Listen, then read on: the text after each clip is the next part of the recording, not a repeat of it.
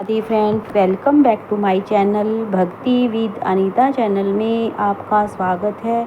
आज हम करेंगे संतोषी माता की व्रत कथा। इस व्रत को करने वाला कथा कहते व सुनते समय हाथ में गुड़ और भुने हुए चने रखें। सुनने वाला संतोषी माता की जय, संतोषी माता की जय मुख से बोलता जाए। कथा समाप्त होने पर हाथ का गुड़ चना गौ माता को खिलावें। कलश में रखा हुआ गुड़ चना सबको प्रसाद के रूप में बांट दें। कथा से पहले कलश को जल से भरें, उसके ऊपर गुड़ चने से भरा कटोरा रखें।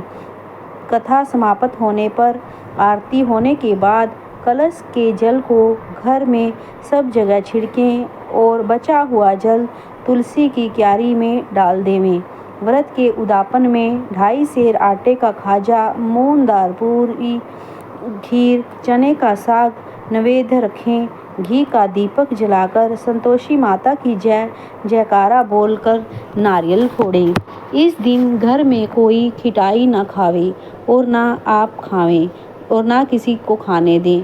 इस दिन 8 लड़कों को भोजन करावें। देवर जेठ घर कुटुंब के लड़के मिलते हों तो दूसरों को बुलाना नहीं। कुटुंब में न मिले तो ब्राह्मणों के या रिश्तेदारों के पड़ोसियों के लड़के बुलावें। उन्हें खिटाई की कोई वस्तु न दें तथा भोजन कराकर यथाशक्ति दक्षिणा देवें। कथा। एक बुढ़िया थी और उसके 7 पुत्र थे। 6 कमाने वाले थे, एक निकम्मा था। बुढ़िया माँ 6 पुत्रों की रसोई बनाती, भोजन कराती और पीछे से जो कुछ बचता सो 7वें को दे देती थी। परंतु वह बड़ा भोला भाला था, मन में कुछ विचार न करता था। एक दिन अपनी बहू से बोला, देखो मेरी माता का मुझ पर कितना प्यार है। वह बोली, क्यों नहीं, सबका जूठा बचा हुआ तुमको खिलाती है। वह बोला, भला ऐसा भी कहीं हो सकता है? मैं जब तक आंखों से नहीं देखूं मान नहीं सकता। बहू ने हंसकर कहा, तुम देख लोगे तब तो मानोगे। कुछ दिन बाद बड़ा त्योहार आया। घर में 7 प्रकार के भोजन और चूरमा के लड्डू बने। वह जांचने को सिर दर्द का बहाना कर पतला कपड़ा ओढ़कर रसोई घर में सो गया और कपड़े में से सब देखता रहा। 6 भाई भोजन करने आए। उसने देखा माँ ने उनके लिए सुंदर सुंदर आसन बिछाए हैं, 7 प्रकार की रसोई परोसी है। वह आग्रह करके जिमाती है। वह देखता रहा। 6 भाई भोजन कर उठे। तब माता ने उनकी जूठी थालियों में से लड्डू के टुकड़ों को उठाया और एक लड्डू बनाया। जूठन साफ कर बुढ़िया माँ ने उसे पुकारा, उठो बेटा, 6 भाई भोजन कर गए, अब तू ही बाकी है, उठना, कब खाएगा? वह कहने लगा, माँ मुझे भोजन नहीं करना, मैं परदेश जा रहा हूँ। माता ने कहा, कल जाता हो तो आज ही जा। वह बोला, हाँ आज ही जा रहा हूँ। यह कहकर वह घर से निकल गया। चलते समय बहू की याद आई। वह गौशाला के कंडे थाप रही थी। वहीं जाकर उससे बोला, हम जावे परदेश को आवे कुछ काल, तुम रहियो संतोष से धर्म अपनो पाल। वह बोली, जाओ पिया अनंत से, हमरो सोच हटाए, राम भरोसे हम रहे, ईश्वर तुम्हें सहाय। देख निशानी आपनी, देख धरू में धीर, सुद्धि हमरी मत बसरियो, रखियो मन गंभीर। वह बोला, मेरे पास तो कुछ नहीं, यह अंगूठी है सो ले ले और अपनी कुछ निशानी मुझे दे दे। वह बोली, मेरे पास क्या है, यह गोबर भरा हाथ है। यह कहकर उसकी पीठ में गोबर की थाप मार दी। वह चल दिया। चलते चलते दूर देश पहुंचा। वहाँ एक साहूकार की दुकान थी। वहाँ जाकर कहने लगा, भाई मुझे नौकरी पर रख लो। साहूकार को ज़रूरत थी, बोला रह जा। लड़के ने पूछा, तनख्वाह क्या दोगे? साहूकार ने कहा, काम देखकर दाम मिलेंगे। साहूकार की नौकरी मिली। वह सवेरे 7 बजे से रात तक नौकरी बजाने लगा। कुछ दिनों में दुकान का सारा लेन देन, हिसाब किताब, ग्राहकों का माल बेचना, सारा काम करने लगा। साहूकार के 7-8 नौकर थे। वे सब चक्कर खाने लगे कि यह तो बहुत होशियार बन गया है। सेठ ने भी काम देखा और 3 महीने में आधे मुनाफे का साझीदार बना लिया। वह 12 वर्ष में ही नामी सेठ बन गया और मालिक सारा कारोबार उस पर छोड़कर बाहर चला गया। अब बहू पर क्या बीती सो सुनो। सास ससुर उसे दुख देने लगे। सारी गृहस्थी का काम करके उसे जंगल में लकड़ी लेने भेजते। इस बीच घर की रोटियों के आटे से जो भूसी निकलती, उसकी रोटियां बनाकर रख दी जाती और फूटे नारियल के खोपरे में पानी। इस तरह दिन बीतते रहे। एक दिन वह लकड़ी लेने जंगल जा रही थी कि रास्ते में बहुत सी स्त्रियां संतोषी माता का व्रत करती दिखाई दी।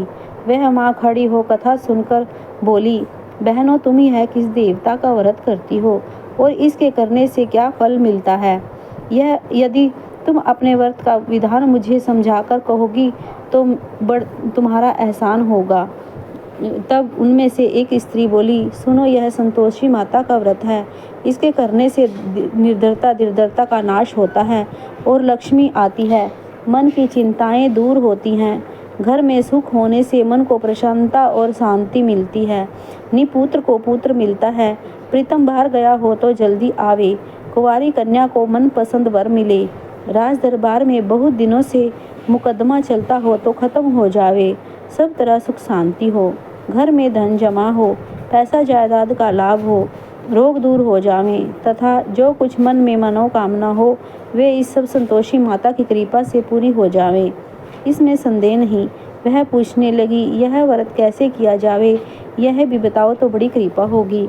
स्त्री कहने लगी, 1.25 रुपये का गुड़ चना लेना। इच्छा हो तो 5.25 रुपये का भी लेना।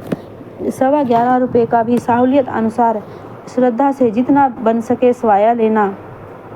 1.25 रुपये लेना। इसके और शक्ति भक्ति अनुसार लें। हर शुक्रवार को निराहार रहकर कथा कहना सुनना। इसके बीच कर्म टूटे नहीं। लगातार नियम पालन करना। सुनने वाला कोई न मिले तो घी का दीपक जला उसके आगे जल के पात्र को रख कथा कहना, परंतु नियम न टूटे जब तक कार्य सिद्ध न हो। नियम पालन करना और कार्य सिद्ध हो जाने पर ही उद्यापन करना। 3 मास में माता फल पूरा करती है। यदि किसी के ग्रह खोटे हों तो भी माता 1 वर्ष में अवश्य कार्य को सिद्ध करती है। कार्य सिद्ध होने पर ही उद्यापन करना चाहिए, बीच में नहीं। उद्यापन में 2.5 सेर आटे का खाजा, इसी प्रणाम से खीर तथा चने का साग करना। 8 लड़कों को भोजन कराना। यथाशक्ति दक्षिणा जहाँ तक मिले देवर जेठ बाई बंधु कुटुंब के लड़के लेना और ना मिले तो रिश्तेदारों और पड़ोसियों के लड़के बुलाना, उन्हें भोजन कराना। यथाशक्ति दक्षिणा दे माता का नियम पूरा करना। उस दिन घर में कोई खिटाई न खावे। यह सुनकर बुढ़िया के लड़के की बहू चल दी। रास्ते में लकड़ी के बोझ को बेच दिया और उन पैसों से गुड़ चना ले माता के व्रत की तैयारियां करने लगी और आगे चली और सामने मंदिर देख पूछने लगी, यह मंदिर किसका है? सब कहने लगे कि यह संतोषी माता का मंदिर है। यह सुन माता के मंदिर में जा माता के चरणों में लौटने लगी। दीन होकर विनती करने लगी, माँ, मैं निप्ट मूर्ख हूँ, व्रत के नियम नहीं जानती। मैं बहुत दुखी हूँ। हे माँ जगजननी, मेरा दुख दूर कर। मैं तेरी शरण में हूँ। माता को दया आई। एक शुक्रवार बीता। दूसरे शुक्रवार को ही उसके पति का पत्र आया और तीसरे को उसको भेजा हुआ पैसा भी आ पहुँचा। यह देख जेठानी मुँह सिकोड़ने लगी। इतने दिनों में पैसा आया, इसमें क्या बड़ाई है? लड़के ताने देने लगे। काकी के पास अब तो पत्र आने लगे, रुपया आने लगा। अब तो काकी की खातिर बढ़ेगी। अब तो काकी बुलाने पर भी नहीं बोलेगी। बेचारी सरलता से कहती है, भैया पत्र आवे रुपया आवे तो हम सब के लिए अच्छा है। ऐसा कहकर आंखों में आंसू भरकर संतोषी माता के मंदिर में आ मातेश्वरी के चरणों में गिरकर रोने लगी। माँ, मैंने तुमसे पैसा कम मांगा है। मुझे पैसे से क्या काम है? मुझे तो अपने सुहाग से काम है। मैं तो अपने स्वामी के दर्शन और सेवा मांगती हूँ। तब माता ने प्रसन्न होकर कहा, जा बेटी, तेरा स्वामी आवेगा। यह सुन खुशी से बावली हो घर में जा काम करने लगी। अब संतोषी माता विचार करने लगी कि इस भोली पुत्री को मैंने कह तो दिया कि तेरा पति आवेगा, पर आवेगा कहाँ से? वह तो इसे सपने में भी याद नहीं करता। उसे याद दिलाने मुझे ही जाना पड़ेगा। इस तरह माता बुढ़िया के बेटे के पास जा स्वप्न में प्रकट होकर कहने लगी, साहूकार के बेटे, सोता है या जागता है? वह बोला, माता, सोता भी नहीं जागता भी नहीं, बीच में ही हूँ, कहो क्या आज्ञा है? माँ कहने लगी, तेरा घर बार कुछ है या नहीं? वह बोला, मेरा सब कुछ है। माँ बाप भाई बहन बहू क्या कमी है? माँ बोली, भोले पुत्र, तेरी स्त्री घोर कष्ट उठा रही है। माँ बाप उसे दुख दे रहे हैं। वह तेरे लिए तरस रही है, तू उसकी सुध ले। वह बोला, हाँ माता, यह तो मुझे भी मालूम है, परंतु जाऊँ तो जाऊँ कैसे? प्रदेश की बात है, लेन देन का कोई हिसाब नहीं, कोई जाने का रास्ता नहीं, नज़र नहीं आता, कैसे चला जाऊँ? माँ कहने लगी, मेरी बात मान। सवेरे नहा धोकर संतोषी माता का नाम ले, घी का दीपक जला, दंडवत कर दुकान पर जा बैठना। देखते देखते तेरा लेन देन सब चुक जाएगा, जमा का माल बिक जाएगा। सवेरे बहुत जल्दी उठ उसने लोगों से अपने सपने की बात कही तो वे सब उसकी बात अनसुनी कर दिल लगी उड़ाने लगे।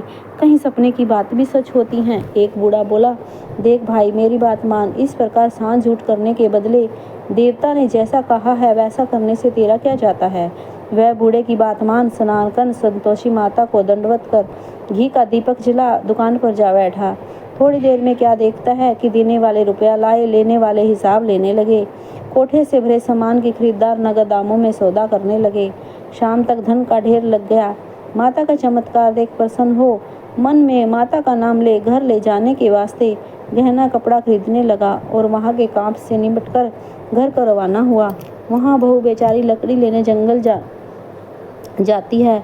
लौटते वक्त माता के मंदिर में विश्राम करती है। वह तो उसका रोजाना रुकने का स्थान था। दूर से धूल उड़ती देखकर माता से पूछती है, हे माता यह धूल कैसी उड़ रही है। माँ कहती है, पुत्री तेरा पति आ रहा है, अब तू ऐसा कर लकड़ियों के 3 गट्ठर बना ले, एक नदी के किनारे रख, दूसरा मेरे मंदिर पर और तीसरा सर पर रख। तेरे पति को लकड़ी का गट्ठा देखकर मोह पैदा होगा, वह वहाँ रुकेगा, नाश्ता पानी बना खाकर माँ से मिलने जाएगा। तब तू लकड़ियों का बोझ उठाकर घर जाना और बीच चौक में गट्ठा डालकर 3 आवाजें जोर से लगाना, लो सासू जी लकड़ी का गट्ठा लो, लकड़ियों भूसी की रोटी दो, नारियल के खोपरे में पानी दो, आज मेहमान कौन आया है। माँ की बात सुन बहुत अच्छा माता कहकर प्रसन्न हो लकड़ियों के 3 गट्ठे ले आई, एक नदी के तट पर, एक माता के मंदिर पर। इतने में एक मुसाफिर आ पहुंचा। सूखी लकड़ी देख उसकी इच्छा हुई कि अब यहीं विश्राम करे और भोजन ना खाकर गांव जाए। इस प्रकार भोजन ना विश्राम कर वह गांव को गया, सबसे प्रेम से मिला। लकड़ी इस प्रकार भोजन ना विश्राम कर वह गांव को गया, सबसे प्रेम से मिला। उसी समय बहू सिर पर लकड़ी का गट्ठा लिए आती है। लकड़ी का भारी बोझ आंगन में डाल जोर से 3 आवाजें देती है, लो सासू जी लकड़ी का गट्ठा लो, भूसी की रोटी दो, नारियल के खोपरे में पानी दो, आज मेहमान कौन आया है। यह सुनकर सास बार अपने दिए कष्टों को भुलाने हेतु कहती है, बहू ऐसा क्यों कहती है, तेरा मालिक ही तो आया है, आ बैठ मीठा भात खा, भोजन कर, कपड़े गहने पहन। इतने में उसका स्वामी बाहर आता है और अंगूठी देखकर व्याकुल हो माँ से पूछता है, माँ यह कौन है। माँ कहती है, बेटा यह तेरी बहू है। आज 12 वर्ष हो गए जब से तू गया है, तब से सारे गांव में जानवर की तरह भटकती फिरती है, काम काज घर का कुछ करती नहीं, 4 समय आकर खा जाती है। अब तुझे देखकर भूसी की रोटी, नारियल के खोपरे में पानी मांगती है। वह बोला, ठीक है माँ, मैंने इसे भी देखा और तुम्हें भी देखा, अब मुझे घर की ताली दो जिसमें मैं रहूं। तब माँ बोली, ठीक है बेटा, तेरी जैसी मर्जी कर, कहकर ताली का गुच्छा पटक दिया। उसने ताली ले दूसरे कमरे में जो तीसरी मंजिल के ऊपर था खोलकर सारा सामान जमाया। एक दिन में ही वहाँ राजा के महल जैसा ठाठ बाट बन गया। अब क्या था, दोनों सुखपूर्वक रहने लगे। इतने में अगला शुक्रवार आया। बहू ने अपने पति से कहा कि मुझे माता का उद्यापन करना है। पति बोला, बहुत अच्छा, खुशी से करो। वह तुरंत ही उद्यापन की तैयारियां करने लगी। जेठ के लड़कों को भोजन के लिए कहने गई। उसने मंजूर किया, परंतु पीछे जेठानी अपने बच्चों को सिखाती है, देखो रे भोजन के समय सब लोग खिटाई मांगना, जिससे इसका उद्यापन पूरा ना हो।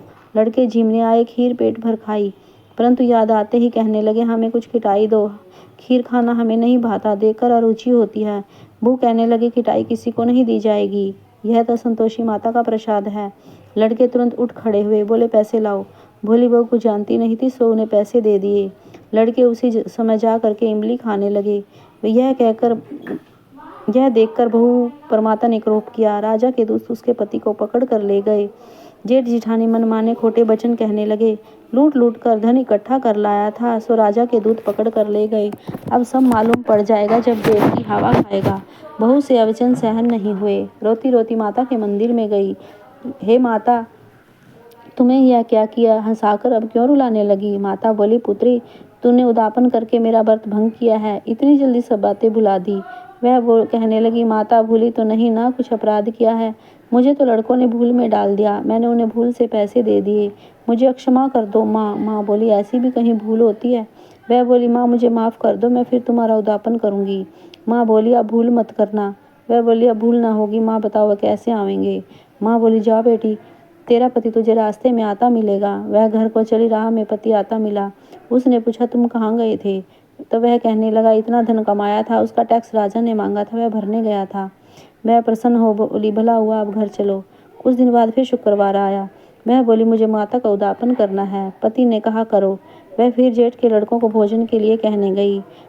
जेठानी ने एक दो बातें सुनाई और लड़कों को सिखा दिया कि तुम पहले ही खिटाई मांगना। लड़के कहने लगे, हमें कुछ खीर खाना नहीं भाता, जी बिगड़ता है, कुछ खिटाई खाने को देना।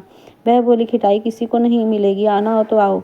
वह ब्राह्मण के लड़कों को भोजन कराने लगी। यथाशक्ति दक्षिणा की जगह एक फल उन्हें दिया। इससे संतोषी माता प्रसन्न हुई। माता की कृपा होते ही 9वें मास उसको एक चंद्रमा के समान पुत्र प्राप्त हुआ। वह पुत्र को लेकर प्रतिदिन माता के मंदिर में जाने लगी। माँ ने सोचा कि यह रोज रोज आती है, आज क्यों ना इसका असर देखूं, इसके घर चलूं।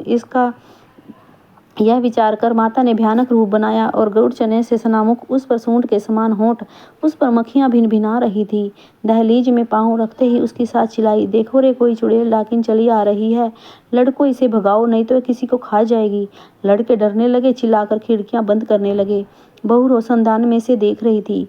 प्रसन्नता से पगली होकर चिल्लाने लगी, आज मेरी माता जी मेरे घर आई हैं। यह कहकर बच्चे को दूध पिलाने से हटाती है।